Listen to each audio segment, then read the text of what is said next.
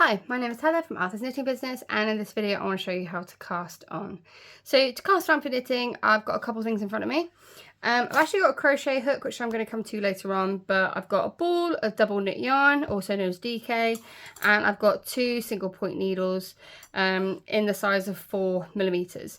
So if you're new to knitting, I highly recommend knitting with 4mm knitting needles. They're in the UK, they're also known as size 8s.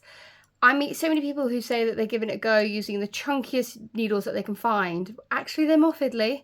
So 4mm or size 8 is just the best size to start off with. So to start off, I'm gonna put my needles down. The first thing I have to do is I have to create a slip knot.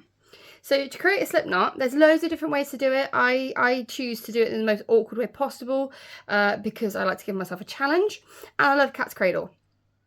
So I'm taking the end of the yarn and I'm holding it between my fingers on my left hand because I'm right-handed.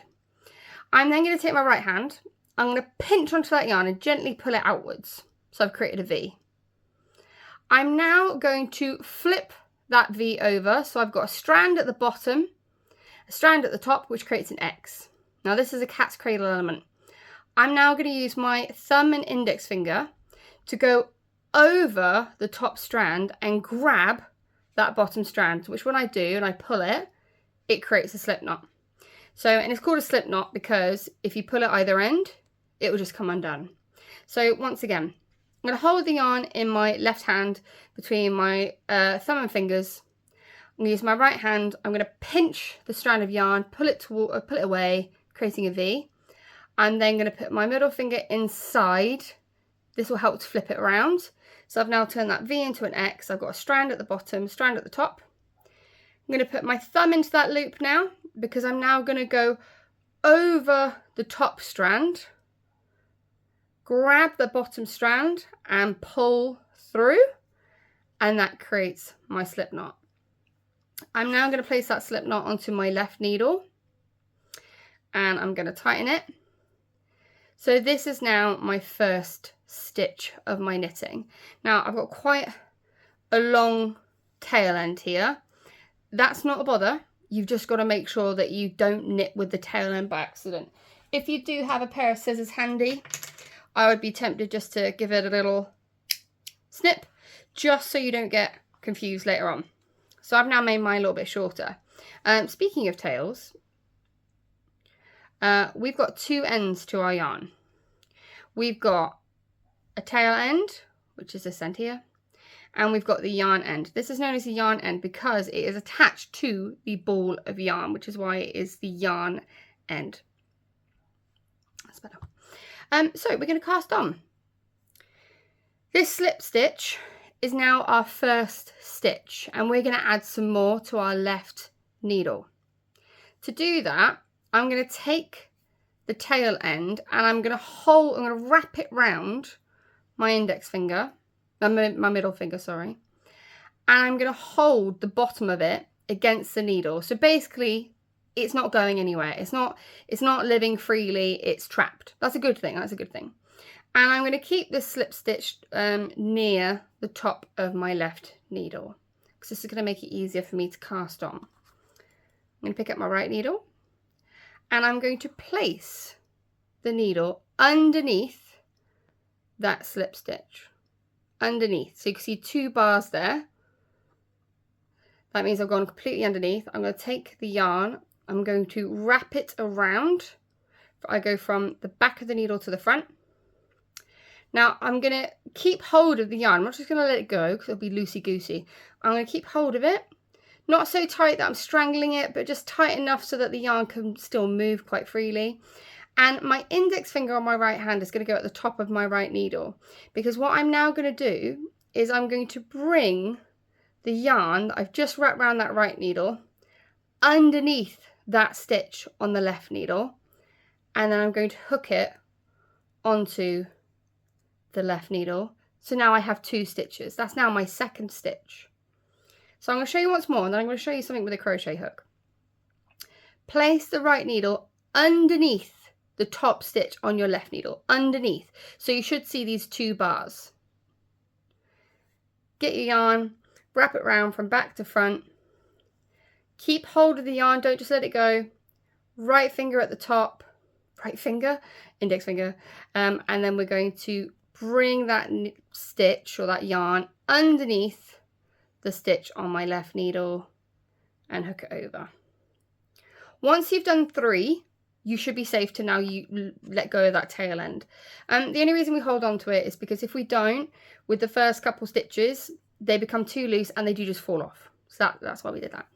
I want to show you something with a crochet hook. I want to actually show you what we're trying to achieve here. And it's much easier with a crochet hook because it's got a hook at the end. So if we just imagine for a moment, this is a right needle. This is an ordinary right knitting needle. I'm going to place it underneath the stitch on my left needle, underneath. So I should see 2 bars of yarn, which I do. Perfect. I'm now going to wrap.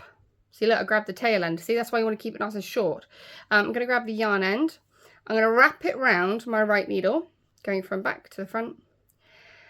What I'm going to achieve here, if I just keep it separate, I'm going to pull this strand of yarn underneath those 2 bars to create a new stitch. Now with a crochet hook, it's far easier because you can actually see it happening. Voila, just like that. That's what I'm trying to achieve. You then take that stitch and place it over the left needle and then you tighten. That creates a new stitch. So once again, this is what I'm trying to achieve with the right needle.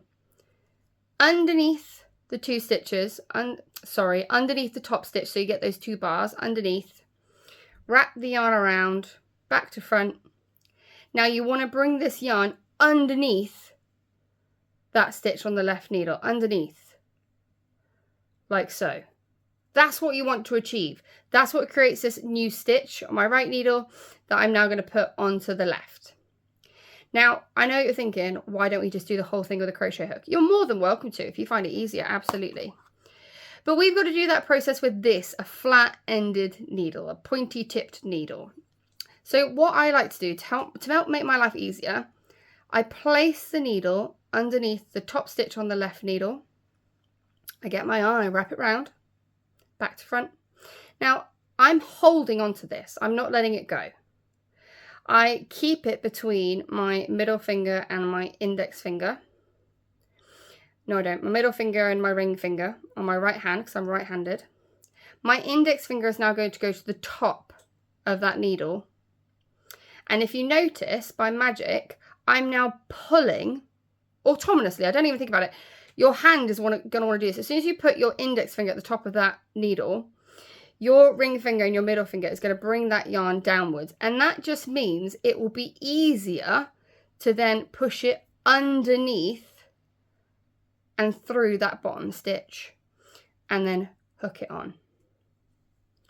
So once again, underneath, so you get those 2 strands, wrap it round from back to front, keep it in between your ring finger and your middle finger and your right hand.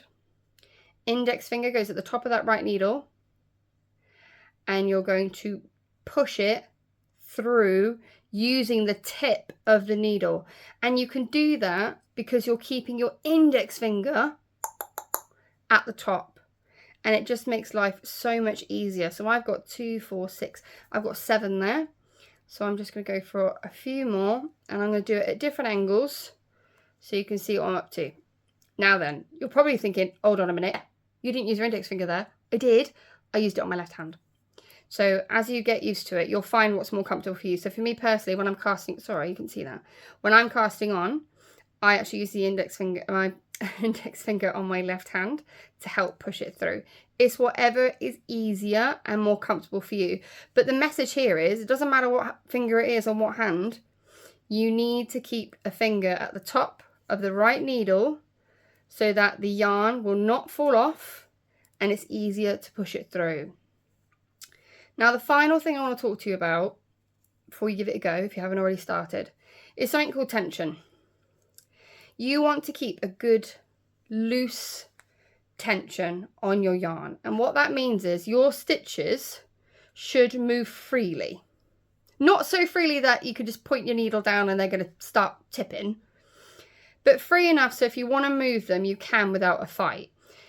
If you're finding that you cannot move your stitches without it fighting, without having to really put in a lot of effort, your tension's too tight. When we say tension, we're talking about how tightly you're pulling on your yarn. So I knit fairly loosely, which is how my stitches can just move so freely. My mum knits really, really tightly.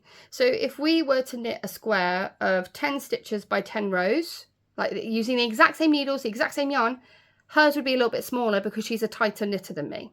So tension helps to dictate the size of your overall knitted piece.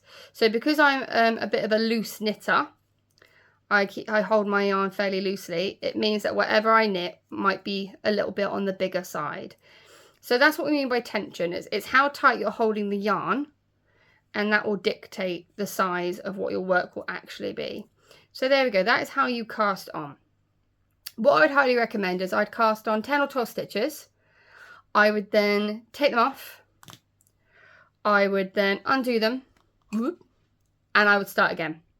That will help for the skill to go into your long-term memory, so that when you come to do this again in a month or two's time, you're more likely to remember some of the steps, if not all of them. So there we go. That's how you cast on.